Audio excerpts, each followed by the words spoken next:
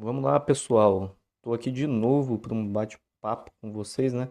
Hoje eu quero trazer para vocês os 5 pilares para você utilizar durante a sua preparação para o Revalida, né? Tanto para a fase teórica quanto para a fase prática. São 5 pontos, 5 pilares que funcionam como uma engrenagem aí para o seu estudo, tá? É um sistema. Então, o ideal não, o certo é você utilizar esses 5 fundamentos juntos, né, para funcionarem como um sistema fechado. Não vai adiantar muito você utilizá-los separadamente, só um ou dois. Você não vai ter o mesmo resultado, não vai ter a mesma maximização nos seus estudos do que se você utilizasse esses 5 pilares, né? Lembrando que um complementa o outro, um funciona como base para o outro. E eu tenho certeza que utilizando esse sistema, você vai conseguir maximizar muito seus estudos e ter uma melhor performance, tá? Não só em memorização de conteúdo, mas de domínio mesmo, porque o Revalida, o INEP, ele cobra de você o domínio dos temas, né? Você está ali vendendo para a banca o seu domínio. Você quer provar para a banca que você tem uma clareza e um domínio sobre aquele tema, sobre aqueles temas que te levam a estar aptos a exercer a medicina no Brasil. Basicamente é isso que eles querem de você, certo? Não só memorização, não só decorar os temas, né? Eles querem ali cada vez mais objetividade e raciocínio lógico nas questões e nos checklists na prática. Então, vamos lá. O primeiro ponto, o primeiro pilar para mim fundamental seria ter clareza, né? Ter clareza do não só do seu objetivo, porque acredito que todo mundo aqui que esteja assistindo esse vídeo tem como objetivo a aprovação. Isso é unânime, né? Isso é inegociável. Todo mundo tem como objetivo principal ser aprovado.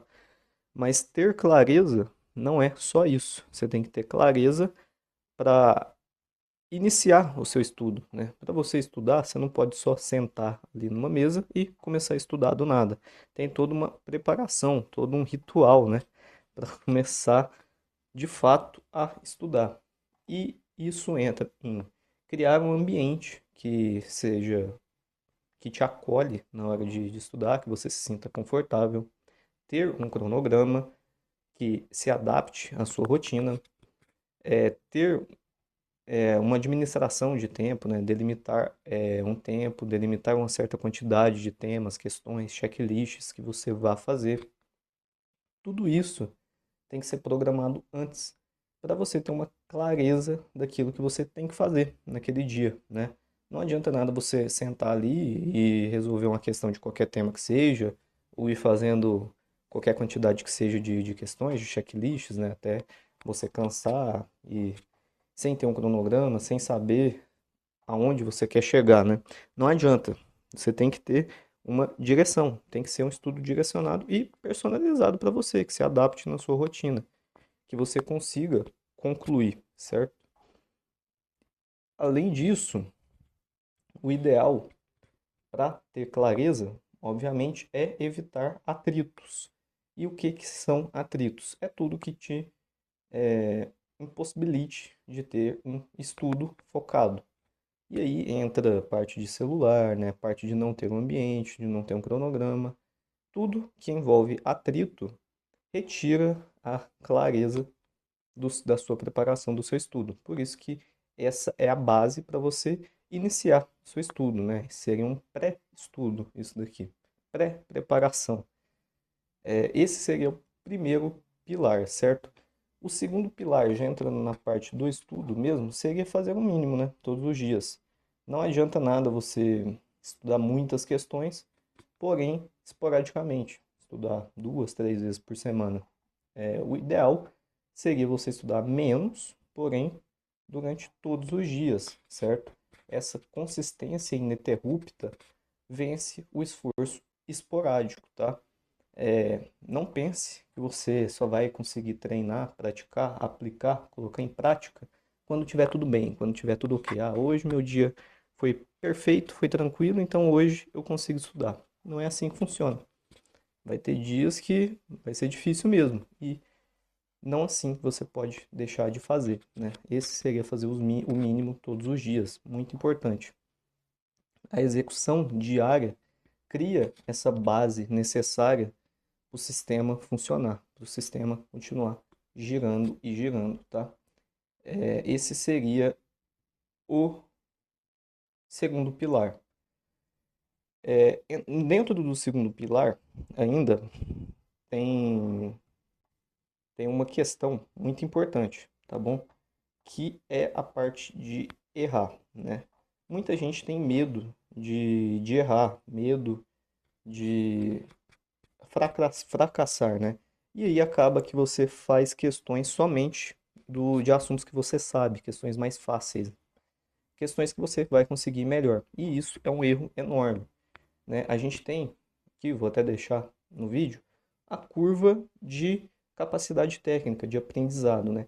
Então, quanto mais você erra, quanto mais feedback você recebe daquele erro, mais capacidade técnica você tem, né?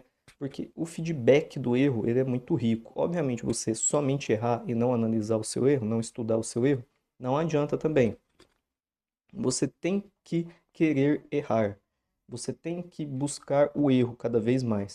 Porque é o erro que vai te dar um feedback muito rico, que alimenta todo esse sistema e que vai te dando essa capacidade técnica, né? Não tenha medo de aplicar, de praticar temas no qual você não sabe tanto, né? O feedback daquele erro vai alimentar muito esse seu sistema, né? E como que você erra mais? Fazendo mais, obviamente, né? Quem faz 1000 questões erra muito mais do que quem faz 100 questões. Então, por isso que o volume é muito importante também, querendo ou não, tá? A gente tem o terceiro pilar, né? Que seria não tenha medo de fazer questionamentos, não tenha medo de fazer perguntas. E isso é tanto em aulas, perguntas para terceiros, né? Para professores, para doutores, mentores, enfim, seja o que você estiver assistindo e questionamentos para você mesmo, questionamentos dentro ali dos temas. Mas por que que isso tem esse diagnóstico? Por que que não é isso? Por que que o tratamento é assim? Sempre se questionar. A medicina é muito movida por essa questão de questionamentos, né? Porque a partir deles você vai se respondendo e adquirindo cada vez mais conhecimento, né? Fazer esses questionamentos elimina os pontos cegos, né, que você tem. Quando você se limita a não fazer questionamentos, o seu raciocínio trava, né? Ele fica travado, porque a curiosidade é o que leva você a buscar novas linhas de raciocínio. E aí, falando em linhas de raciocínio, eu entro no quarto pilar, que é um dos mais importantes para mim, que é não memorize apenas. O que que isso significa, né? Para você não apenas decorar os assuntos, você tem que ter o poder de estruturar uma linha de raciocínio, de criar uma linha de raciocínio, que dentro da medicina a gente chama de raciocínio clínico, para poder formular tanto suas respostas ali na teórica, quanto a sua conduta durante a prática, certo? E aí entra um famoso que muita gente usa, né, que são os flashcards. Por que que eu acho que os flashcards podem ser perigosos, né, em certo momento? Os flashcards nada mais que são ferramenta de memorização.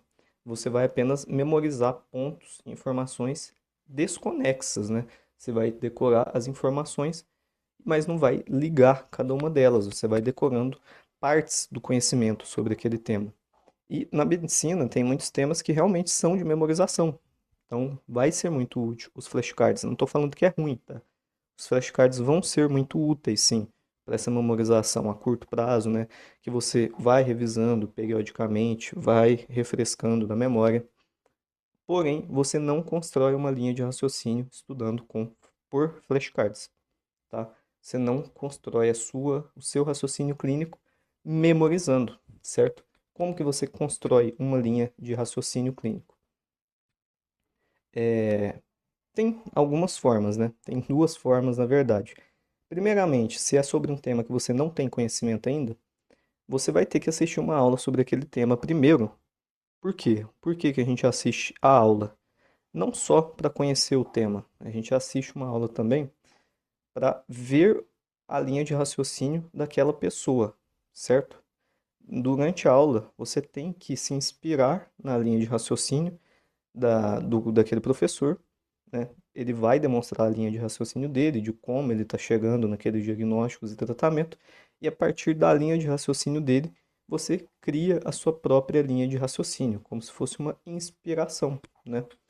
E a segunda forma é aplicando esse conhecimento, praticando, errando, né? Voltamos à questão do erro. Praticar e aplicar vai te dar o feedback e vai alimentar essa criação da sua linha de raciocínio cada vez mais, certo? E aí a gente volta na questão do erro, né? A gente volta em falar em como aplicar, em como se testar, é muito importante. E aí a gente entra no quinto e último pilar, que seria se testar rápido, o mais rápido possível. A gente tem um caminho tradicional ali do conhecimento, que seria ler, resumir, memorizar.